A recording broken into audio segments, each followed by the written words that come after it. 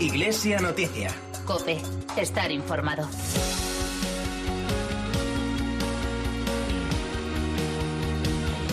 Saludos amigos, muy buenos días en este domingo 17 de mayo de 2020, sexto de la Pascua, y en el que iniciamos a esta hora la cita con la actualidad religiosa de estas últimas jornadas en esta media hora de información hasta las 9 de la mañana, en que llegará la transmisión de la Santa Misa desde Toledo en una edición de Iglesia Noticia que hacemos hoy con Rafael Nieto en el control de sonido. Aunque las iglesias de la zona 1 ya comenzaron su apertura al culto desde el pasado lunes, a partir de mañana podrán abrir el resto de las iglesias de toda España, ya que en las zonas en las que se mantiene la fase 0 del plan de desconfinamiento se podrá también retomar el culto público con un tercio del aforo. Una recuperación de la actividad que poco a poco llega también al Vaticano, que desde el martes dejará de transmitir las misas del Papa en Santa Marta y donde mañana se celebrará especialmente el centenario del nacimiento de San Juan Pablo II. Recordaremos también la celebración el jueves de una jornada mundial de oración, ayuno y obras de misericordia por la humanidad ante la pandemia del coronavirus, mientras la fiesta de la Virgen de Fátima se ha celebrado por primera vez en 103 años sin la presencia de peregrinos.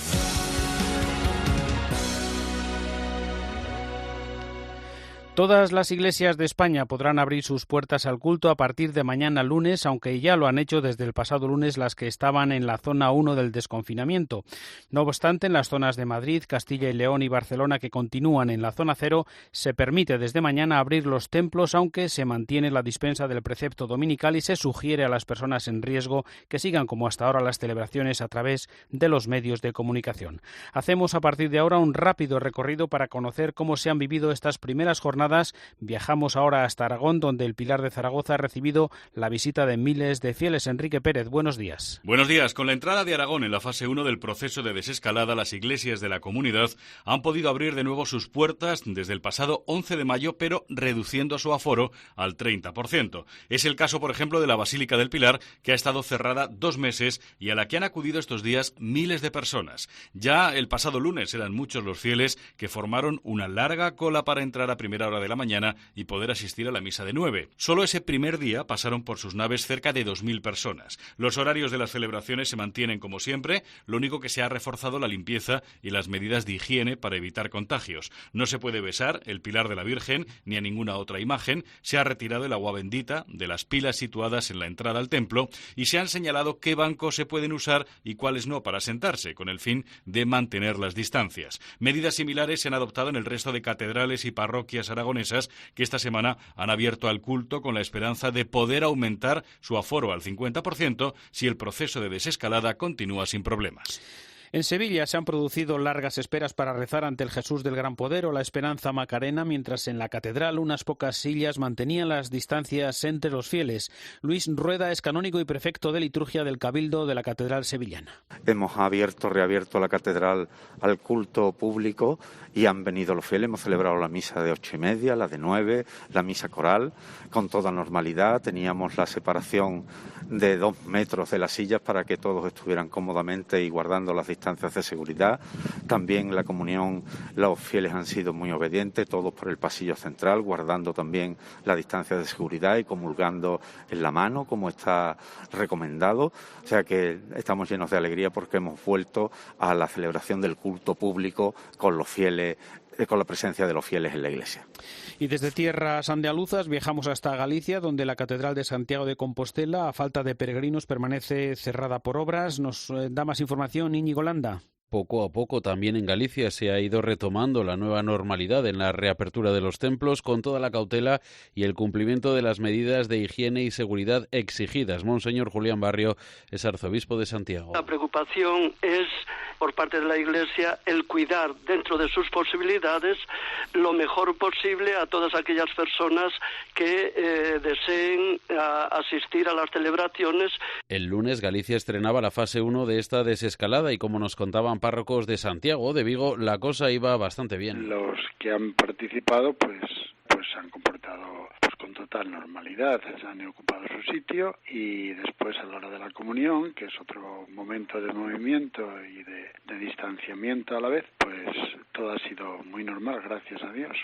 Mejor de lo que esperado. Yo creí que vendrían pues unas 10, 12 personas y habían estado 21 personas. y habíamos desinfectado y habíamos puesto un bote de alcohol a la entrada para el lavado de manos, y luego habíamos señalado los bancos con un cartelito donde uno se podía sentar y otro no, para guardar las distancias, y la gente ha sido fenomenal, se ha adaptado inmediatamente, sin problema de ningún tipo. Por cierto, este pasado miércoles quedaban suspendidas también las tradicionales celebraciones que sobre todo en el sur de Galicia se realizan en honor a la Virgen de Fátima, lo que no evitaba que, por ejemplo, en Ourense la multitudinaria procesión de las antorchas, en las que suelen participar unas 40.000 personas, o en Vigo la tradicional procesión de mujeres con mantilla, fueran sustituidas por simbólicas ofrendas florales a cargo de un muy reducido grupo de fieles. También la Comunidad Navarra ha recuperado los horarios habituales en las misas diarias, con las recomendaciones del Arzobispado para la desinfección de los templos, con cuidado en el uso de los productos de limpieza para no dañar el patrimonio, los muebles y los inmuebles. COPE Pamplona, Maite Moro. El pasado lunes Navarra entró en la fase 1 de la desescalada, por lo que la mayoría de las parroquias de la diócesis comenzó a abrir sus puertas después de haber tomado, eso sí, todas las medidas de prevención necesarias para reanudar el culto sin peligro para los fieles, a quienes se recomienda acudir con mascarilla. La Iglesia también se adapta para poder hacer celebraciones. El Arzobispado se plantea también aumentar el número de misas si hay personas que no pueden participar de ellas por estas medidas especiales que exige la actual pandemia del COVID-19. Ante todo, se quiere garantizar la salud de los feligreses. Por eso también se harán desinfecciones diarias de los templos. José Chovera es el portavoz del Arzobispado de Pamplona. Se ha recomendado, por un lado, la desinfección frecuente de los templos, y luego se recomienda especialmente utilizar productos en los lugares que sean que tengan un valor artístico, que se utilicen productos que estén permitidos para ese tipo de objetos, ¿no? Que tienen un valor artístico y que no los dañen, ¿no? Que los cuiden. Una de las parroquias más emblemáticas de Pamplona por acoger a la Dolorosa y la capilla de San Fermín es la parroquia de San Lorenzo. Su párroco, Javier Leoz, nos contaba que han ideado un sistema de semáforos para que los fieles sepan dónde pueden sentarse y dónde no. La gente que cómo se acomoda. Hemos instalado, digámoslo así, unos semáforos en rojo y verde situados en todos los asientos para que a través del circuito de televisión que existe en la parroquia los fieles vayan tomando posiciones hasta completar el aforo, unas 200 personas. Caben entre San Lorenzo y la capilla de San Fermín unas 600, pues un tercio son 200. Hay una señal verde donde el feligrés llega y se sienta, y hay una señal en rojo donde el feligrés pasa de largo porque sabe que está prohibido. Con esto logramos, en definitiva, que se garanticen las distancias exigidas por la ley. Eso sí, en los ojos de todos los que entran, tanto jóvenes como niños y mayores, siempre puestos en San Fermín. Eso hay que verlo para comprenderlo, de verdad. Asegura también que había muchas ganas de volver a los templos y tiene una pena que se hayan tenido que suspender la gran cantidad de bodas que se celebran en la capilla de San Fermín a lo largo del año. No suele ser tarea fácil para las parejas lograr una fecha libre para la celebración. Y aunque este año no habrá fiestas de San Fermín, en su capilla se seguirá venerando al santo. Y en Iglesia Noticia viajamos también hasta Mallorca, donde ya el lunes el obispo Sebastián Taltabul peregrinó al santuario de Lluc. Cristina Llamas. Dos de los lugares más emblemáticos de Mallorca, la catedral y el santuario de Lluc, ya están abiertos a los fieles después de 8 semanas. Este lunes, primer día en que se permitió el culto, el obispo de Mallorca, Monseñor Sebastián Taltabul, peregrinó hasta Lluc junto al prior para presidir una misa con una treintena de fieles y todas las medidas de seguridad e higiene. Me parecía que lo primero que tenía que ir tenía que ser a visitar a la Virgen, además en este mes de mayo, que lo dedicamos especialmente a ella. Además el Papa nos lo ha pedido mucho para pedir su protección hacia toda esta realidad aún de enfermedad y de contagio, para que nos proteja y nos ayude a salir de este mal que está crucificando prácticamente toda la humanidad. La primera visita que hice cuando me nombraron obispo, y pensaba también esto, digo, voy a ir, he ido, voy muchas veces, pero en estos momentos señalados me parecía que ir a la casa de la Madre, esto es importante.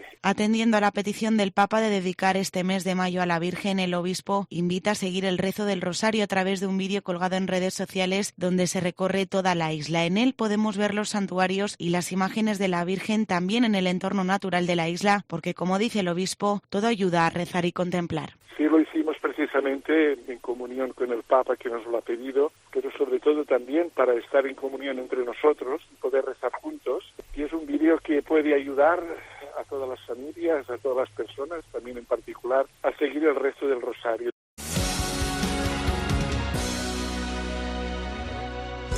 Palabra presenta San Juan Pablo Magno, el nuevo libro en español del Papa Francisco. En el centenario del nacimiento de San Juan Pablo II, el Papa Francisco profundiza sobre la apasionante figura de San Juan Pablo Magno y comparte con nosotros preciosos fragmentos autobiográficos. San Juan Pablo Magno, ya en tu librería y en palabra.es.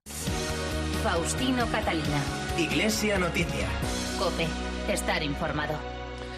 Y en Iglesia Noticia comenzamos la actualidad internacional en el Vaticano, donde poco a poco se recupera la actividad, por ejemplo con la apertura de los museos vaticanos y en vísperas de que mañana lunes se reanuden en Italia las Eucaristías con fieles tras el parón de la pandemia.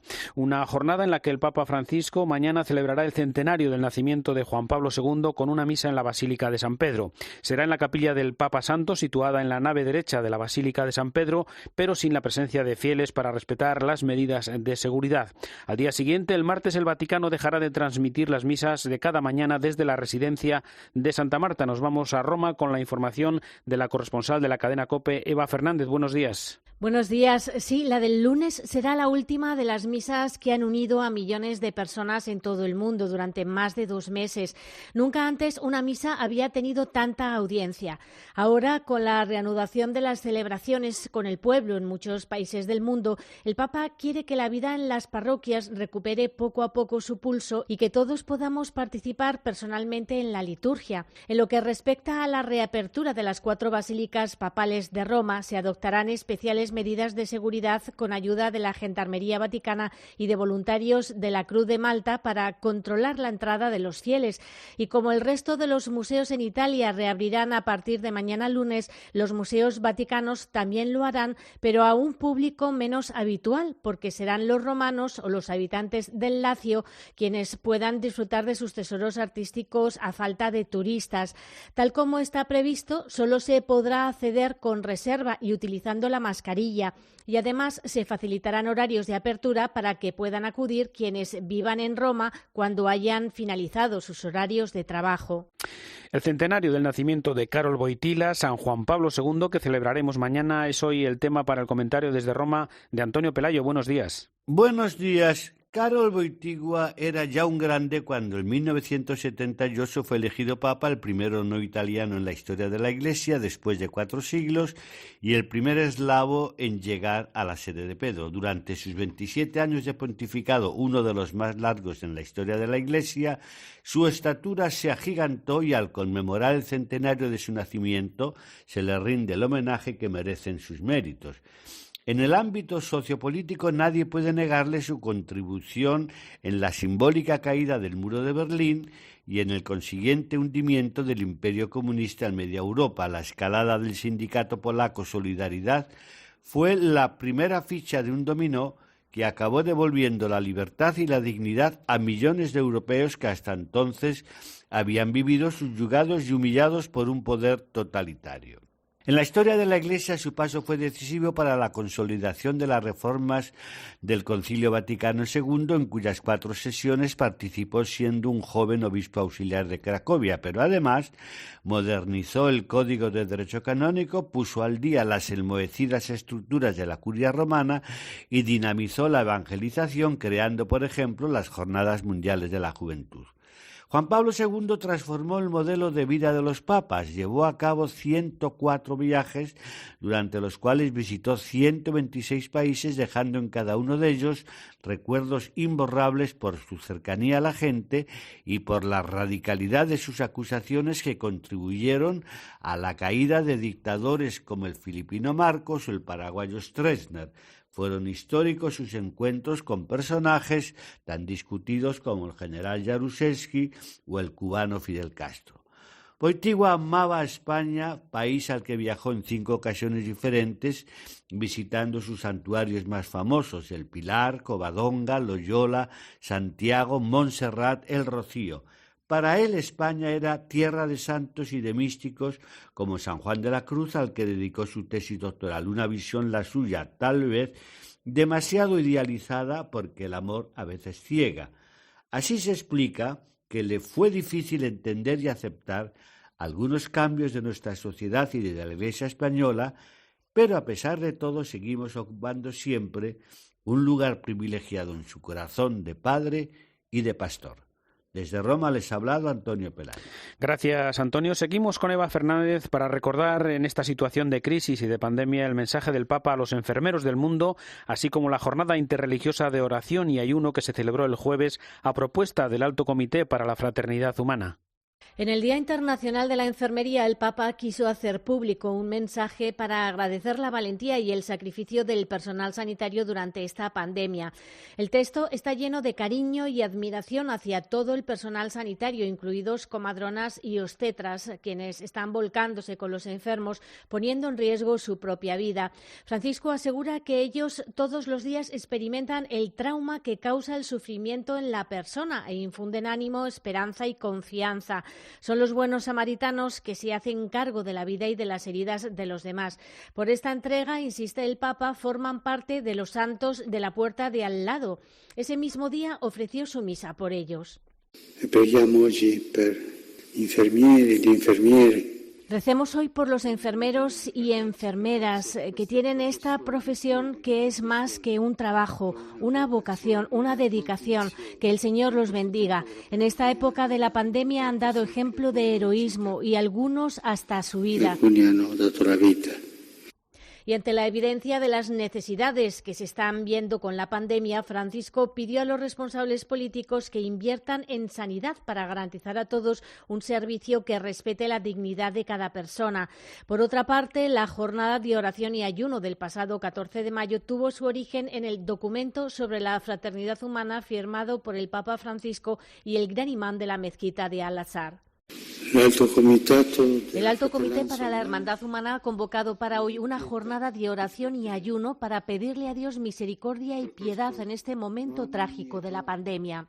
San Francisco de Asís dijo: todos somos hermanos y por esto hombres y mujeres de todas las denominaciones religiosas hoy nos unimos en oración y penitencia para pedir la gracia de la curación de esta pandemia. A la cita se unieron una larga lista de instituciones y asociaciones religiosas e innumerables fieles y líderes religiosos musulmanes, judíos, hindúes, budistas y de distintas confesiones cristianas. Y recordamos también, Eva, cómo está afectando esta crisis a la economía de la Santa Sede y el mensaje de Francisco para la próxima Jornada Mundial del Migrante y el Refugiado. Sí, esta semana hemos conocido la situación en la que se encuentran las finanzas vaticanas gracias a las primeras declaraciones del prefecto de la Secretaría para la Economía, el jesuita español Juan Antonio Guerrero Alves. Asegura que a pesar de la crisis económica mundial originada por el coronavirus, el Vaticano no se encuentra en riesgo de bancarrota, aunque la caída de ingresos podría llegar hasta el 45%. Guerrero Alves explica que la Iglesia no es una empresa y, por tanto, no puede medirse en términos de déficit o de ganancias. El principal canal de subsistencia son las aportaciones de los fieles y el Vaticano paga 17 millones de euros al año de impuestos a Italia. A pesar de todo, reitera que no se plantean tocar el sueldo de los 3.000 trabajadores de la Santa Sede, de las obras de caridad y de la ayuda a las iglesias necesitadas. Efectivamente, el pasado viernes conocíamos el mensaje del Papa para la próxima Jornada Mundial del Migrante y del Refugiado, que se celebrará el próximo 27 de septiembre y que lleva por título Como Jesucristo, obligados a huir, acoger, proteger, promover e integrar a los desplazados internos. Un mensaje relacionado con el reciente documento publicado por la sección Migrantes y Refugiados del Dicasterio para el Servicio del Desarrollo Humano Integral, en el que Francisco aborda el drama a menudo invisible agravado por la pandemia y que ha puesto en segundo lugar ayudas internacionales esenciales y urgentes para salvar vidas. Para preservar la casa común y hacer todo lo posible para que se parezca cada vez más al plan original de Dios, insiste el Papa, debemos comprometernos a garantizar la cooperación internacional, la solidaridad global y el compromiso local sin dejar fuera a nadie. Gracias, Eva. Viajamos ahora hasta París, donde hasta comienzos de junio no habrá ceremonias religiosas, aunque ayer sábado ya abrió sus puertas el santuario de Lourdes, como nos cuenta con detalle Asunción Serena. A pesar de las peticiones de distintos responsables religiosos, el gobierno francés sigue prohibiendo las celebraciones religiosas públicas, en principio hasta el 2 de junio. Las iglesias han permanecido en general abiertas durante estas semanas y las misas que se han celebrado han sido en ausencia de fieles. El santuario de Lourdes, que cada año visitan millones de personas, también ha estado cerrado, pero desde este sábado 16 de mayo abre sus puertas de las 2 a las 6 de la tarde. Eso sí, para los peregrinos que se acercan de forma individual y que se encuentren en lugares cercanos, ya que sigue estando prohibido desplazarse 100 kilómetros más allá del domicilio, salvo si se trata de una necesidad imperiosa. En el interior del santuario es obligatorio llevar mascarilla y hay que seguir las consignas de respeto de distancias que están marcadas en el suelo. Las visitas a la gruta están limitadas a 10 personas y se han reanudado las confesiones. Sin embargo, las piscinas siguen cerradas. Esta apertura es vital para la vida económica de la zona, comercios, hoteles y restaurantes, pero también para el santuario, donde esperan un déficit histórico este año. Calculan en 8 millones de euros las pérdidas generadas por el confinamiento y la ausencia de peregrinos. En esta situación, los superiores jesuitas del viejo continente de Europa han pedido a los dirigentes de la Unión Europea una auténtica solidaridad ética y social y no volver a la vieja normalidad. Corresponsal en Bruselas, José Luis Concejero. Los jesuitas europeos piden a la Unión Europea que coloque la solidaridad en medio de todas sus acciones para hacer frente al coronavirus. Algunos países han sido profundamente avariciosos, cerrando sus fronteras en cuanto estalló la pandemia e incluso negándose a exportar material sanitario a otros que lo necesitaban con urgencia. Los jesuitas recuerdan que el coronavirus ha fortalecido la conciencia de una interconexión que une a todos los europeos. Por eso la solución pasa por dejar al margen el individualismo y buscar un encuentro común entre todos. Es necesario también que haya una redistribución de la riqueza entre los países ricos y pobres. Es más, los jesuitas aseguran que se debe cancelar la deuda de aquellos más vulnerables. Hay que aumentar la ayuda humanitaria y redirigir, terminan, el gasto militar hacia servicios sociales y de salud.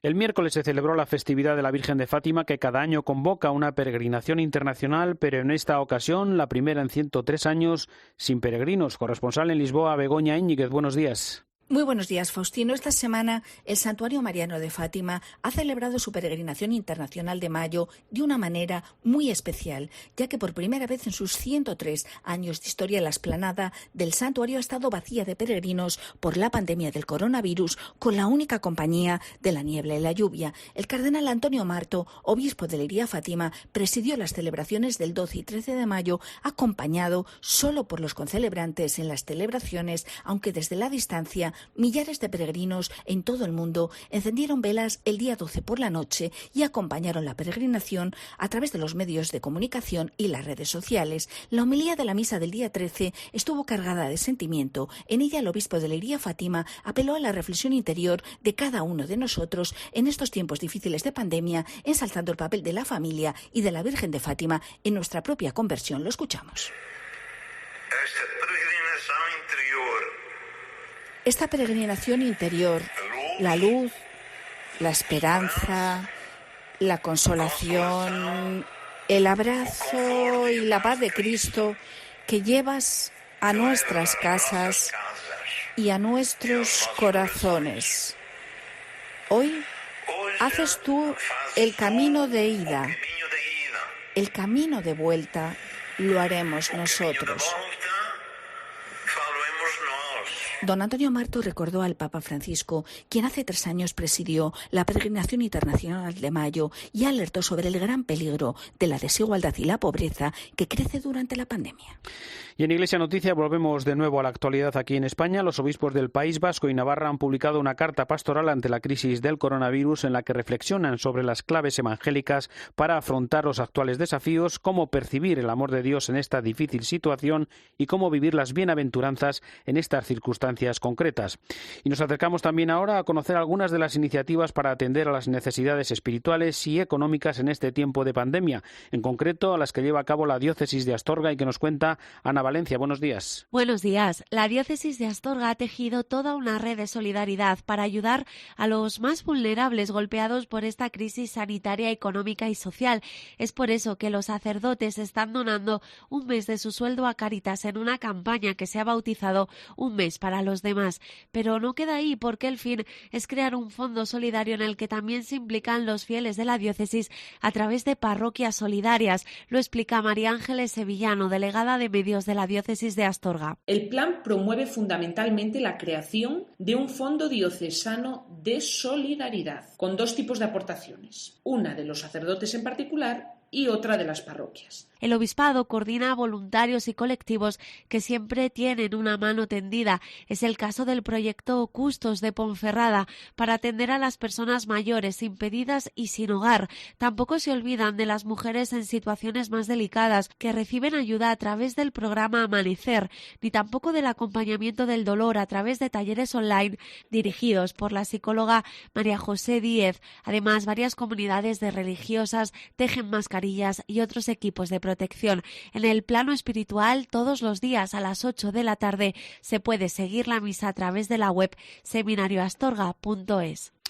En Madrid, la comunidad más afectada por el coronavirus, no paran de aumentar las situaciones de emergencia. En pleno Puente de Vallecas, uno de los distritos más castigados de la capital, está el comedor de la obra social Santa María Josefa, del que se encargan 6 hermanas siervas de Jesús de la Caridad. La crisis ha hecho que las peticiones de ayuda se tripliquen y se encuentren desbordadas. Belén Ibáñez, buenos días. Buenos días, un bocadillo, una fruta y algo más, lo indispensable para hacer una comida. Antes abrían el comedor social, pero ahora con la pandemia solo pueden dar bolsas con comida preparada. Lo explica COPE Sor Socorro. En estos momentos repartimos de 450 a 500 bocadillos o bolsas diarias. Cada bolsa lleva un bocadillo, un plato preparado, agua, ensalada, yogur, fruta, zumo y alguna otra cosita. Sor Socorro ha reconocido a COPE que están desbordadas. Con la pandemia y la crisis económica que ha conllevado, se han duplicado las necesidades. Anteriormente teníamos 70 familias, que era un promedio de 250 miembros. En estos momentos tenemos 300 familias, que es un promedio de 900 miembros, a las que intentamos ayudar como podemos. El problema es que los servicios sociales también están saturados y la gente acude a ellas. Y nos damos cuenta que los servicios sociales están saturados y no hay respuesta para ellas, a sus necesidades, lo cual nos ha llevado a acogerlas. Es una avalancha de necesidades que crece más rápido que los recursos y las ayudas ya no alcanzan. Por eso necesitan más donaciones o ayudas económicas. El comedor social se encuentra situado en Puente de Vallecas, en la calle Encarnación González, número 3. Y les contamos también que el Obispado de Cartagena ha creado una delegación para investigar los abusos a menores en las últimas décadas. COPE Murcia, Javier Herraiz.